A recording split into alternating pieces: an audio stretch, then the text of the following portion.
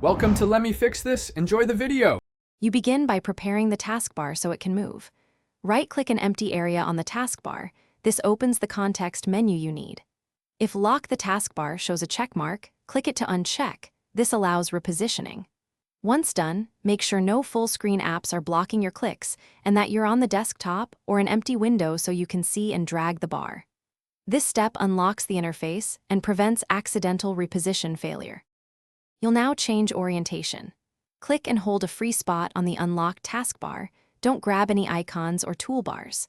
Slowly drag the bar toward either the left or right screen edge. Windows highlights the target area with an outline.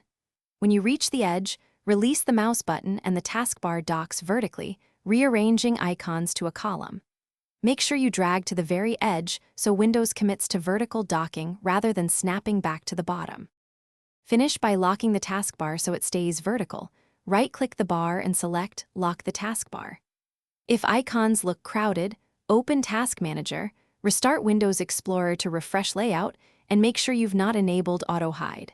If the bar snaps back to bottom, check display settings for multiple monitors and ensure the primary display is correct. Sometimes dragging must be done on the primary monitor. These checks resolve the common hiccups and Thanks for watching. If you found this helpful, don't forget to like and subscribe.